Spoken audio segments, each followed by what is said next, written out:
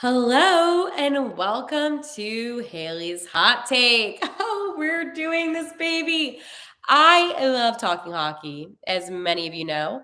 I am the hockey guru, I feel like, and I do a little bit of a hockey podcast called Haley's Hot Take. And I always said my biggest dream, my biggest aspiration was how can I do this and make it on YouTube?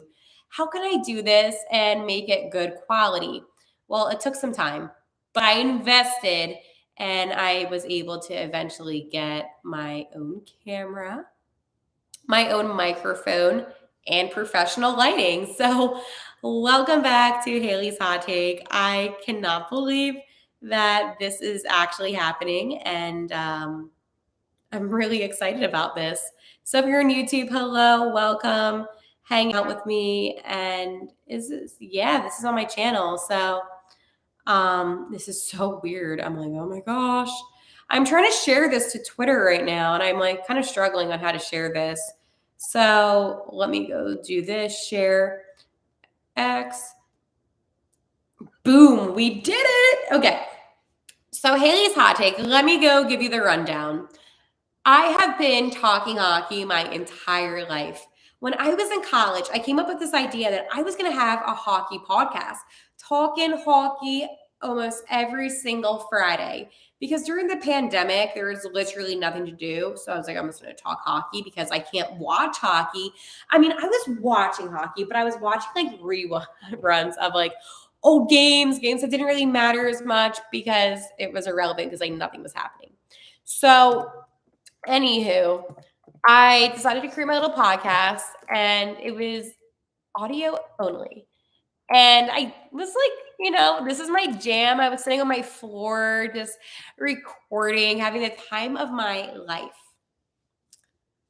I then realized that this podcast was bigger than I thought it was at the time. I was able to meet up and through Zoom, obviously, with Jackie Redmond from the NHL Network, who does a phenomenal job. Other different podcasters, creators that were purely hockey based and focused. And I was like, you know what? This is my baby. This is what I love to do. This is my passion is this podcast. Eventually, I ended up creating a good partnership with GoPuff. It is a delivery service, and they were sponsoring my episodes. So whenever I do my little promo codes, I mean, you can still get it. I forget what my code is right now. It's been a little while, but I did stuff with them too. But my biggest goal was always I would love to be able to do this on YouTube. I would love to be able to have a video. I got this apartment literally due to the fact that I thought this wall would have been a really nice background. And this week I invested in an HD camera, a microphone, and some lighting. So I was like, I'm going to make this happen this week. I felt motivated and ready to bring this on to YouTube. So that's a little introduction about what Haley's Hot Take is. This is the 5th season of my podcast. I am so used to sitting by myself, not engaging on camera. So it's a little funny due to the fact I do TikTok and things like that. But I'm like, okay, this is out of my comfort zone a little bit, not a whole lot, a little bit. So welcome to Haley's Hot Take. And I cannot wait to talk some hockey with you all here. And I'm so excited. If you haven't already, make sure you smash that subscribe button because I will be coming on here so much more frequently than you think. Even if it's 15 minutes a day just to talk to you about what's going on in the NHL. I love hockey so much. Hockey is the love of my life. So I'm going to talk about some standings right now. I do this on Haley's Hot Take all the time. We're going to start off with the Eastern Conference. And of course, in the Eastern Conference, what do we have? We have the Atlantic Division. Leading the Atlantic Division with 40 points is the Boston Bruins. Trailing the Bruins is the Toronto Maple Leafs with 36 points. And last night was really funny. So the Maple Leafs were down 5-0 to the Columbus Blue Jackets. And the Leafs were able to come back, tie the game 5-5, go to overtime, and then the Blue Jackets ended up winning in OT. But the Maple Leafs got their points, so they did something right. Behind the Maple Leafs is the Florida Panthers. Then you have the Detroit Red Wings, who've actually been playing much better hockey as of recently. Behind the Red Wings, you have the Tampa Bay Lightning with 33 points. Now we have the Canadiens with 28 points, the Buffalo Sabres with 27 points and the Ottawa Senators with 22 points. The Atlantic Division, I have to tell you, this is a division that's always a very competitive one. And every single season, the same thing happens. The Bruins are on top, then it's the Maple Leafs, and then guess who gets eliminated in the playoffs immediately? Toronto. Okay, moving on to the Metropolitan Division, the division I love to hate the most. Oh man, I feel like I'm just back in the groove. I love this so much. Metropolitan on top, you have the New York Rangers with 39 points, trailing the Rangers is the Islanders with 35 points. Then you have the Philadelphia Flyers with 35 points. Behind the Flyers with 33 points is the Carolina Hurricanes. Then you have the Washington Capitals with 32. Behind the Caps, you have the Devils with 31. The Penguins with 29 and the Blue Jackets with 25. The Devils have been surprising. They've won 15 games, they've lost 11, and they have only one overtime point. They were a team going into the season where every single person said, hey, the Devils are going to be a cup contending team. That was everyone's preconceived notion of this team. I have to tell you, I'm not like happy that there's like the downfall of the Devils, but I'm kind of happy in a way. While they are one of the younger teams in the NHL, I do think they lack a lot of hockey IQ. I'm not saying that these guys are not smart. They are smart. I just think that you obviously need those veterans on your team to make your team successful.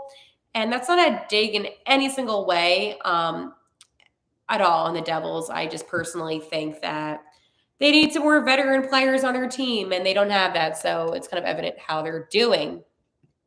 Moving on to the Western Conference and the Central Division, a division that I have now grown to know tremendously about. You have the Colorado Avalanche with 38 points. Then you have the Winnipeg Jets with 36 points. Behind the Jets in third place, you have the Dallas Stars with 35 points. This was also the team I said was going to win the Cup this season, but now I'm like, I don't know. It's still early, though. Behind the Stars in fourth, you have the Nashville Predators with 32 points.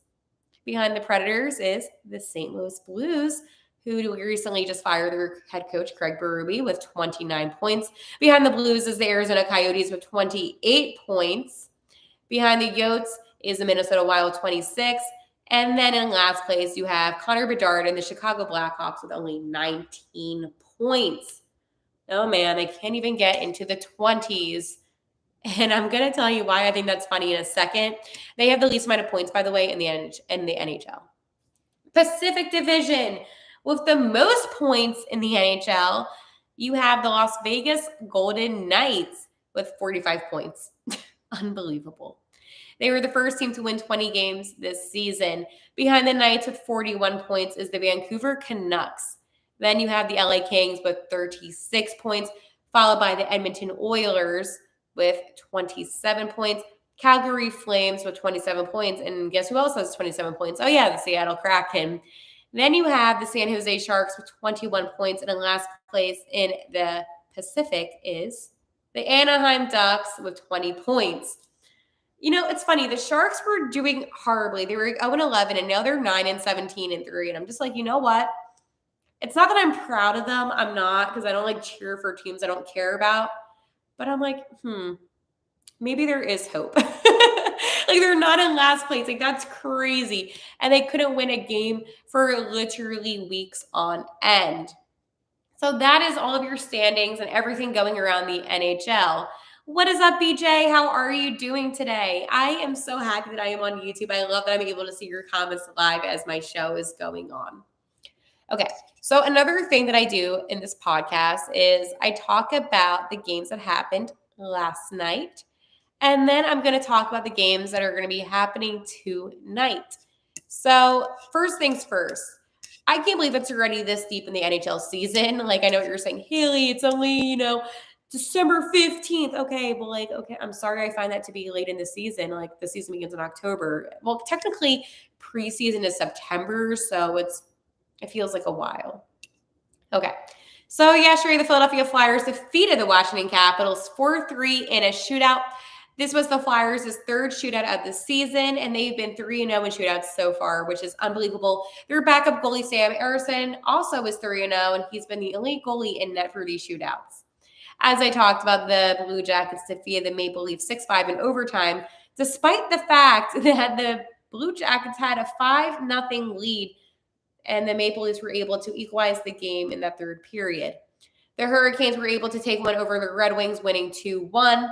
The Wild were able to defeat the Flames in a shootout, 3-2. I guess it was like shootout overtime memo day yesterday. The St. Louis Blues, with their new coach, Drew Bannister, were able to defeat the Ottawa Senators 4-2. The Tampa Bay Lightning dominated the Edmonton Oilers 7-4. The Canucks shut out the Florida Panthers 4-0. And then the Seattle Kraken, what's Kraken, absolutely crushed the Blackhawks 7-1. So that was your slate of hockey games from yesterday. Looking ahead as to today, there has some games going underway. So it's kind of like, okay, I'm sorry. These are kind of like the live updates. I'm used to doing this so much on this podcast, though.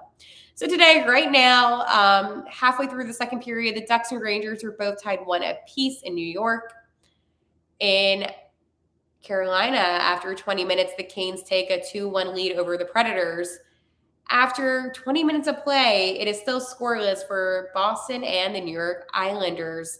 The Senators have a 2-0 lead against the Stars with only 10 minutes through the first period. Whoa. Later tonight, we have the Sharks and Coyotes. This is going to be a good game, honestly. If you told me this game was happening like about a couple months ago, I would have laughed and be like, what a joke of a game. But I think this is going to be a very highly competitive game. And then to end the night with some late night hockey, you have the Sabres at Las Vegas to take on those Vegas Golden Knights. And that is going to be your Friday slate of hockey. I find Friday to be like the most boring day for hockey. I feel like not as much goes on. What is up, Paul? How are you? So also, before I get into tomorrow's games, I always say this, but ask me your questions, because I like to do questions of the week on this podcast, where I like to talk to you about all of your Flyers, hockey, Blues, Sens, any team you want, let's talk about it. So I'm very hockey centric. I love talking hockey. Tomorrow's slate of games, there are going to be a lot of games coming on tomorrow. I love Saturday so much. It's like the best hockey day because it begins in the afternoon at 2 p.m. You have the Canucks at the Wild, and I obviously think the Canucks are going to win. You have the Avalanche at the Jets. I think the Jets are going to win. Then you have the Red Wings at the Flyers. I would like to see the Flyers continue on and make this an 8-game point streak, okay? Then you have the Islanders and the Canadiens. This is a tough one. Oh, give me the Islanders. Then you have the Devils and Blue Jackets, but they're at Columbus. I still think the Devils are going to win. Then you have the Penguins and Maple Leafs. Honestly, give me the Maple Leafs. You have the Rangers and Bruins. Give me the Bruins. These are two, the Bruins are the best team in the Atlantic, and the Rangers are the best team of the Metro. So this will be a game to tune into for sure if you want to see some good old hockey fashion showdown. Then you have the Stars at the Blues. Give me the Stars. Sorry, St. Louis. Then you have the Capitals at Preds. I say the Capitals are going to win. Then you have the Sabres at the Coyotes. Give me the Coyotes.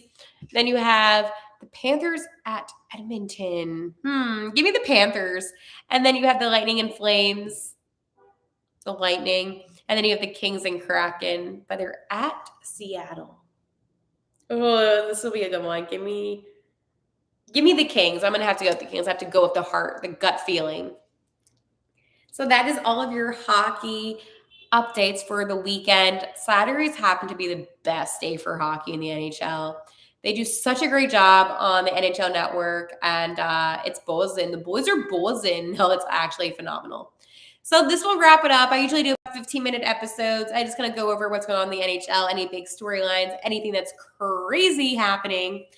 And as always, I am a more Flyers-centric podcast, but I am open to talk about any single team. I feel like my Spotify listeners know this, but because I'm coming onto YouTube now, I want to make sure that you who are watching knows what this podcast is all about. And with that being said, I love you all, and let's do that hockey.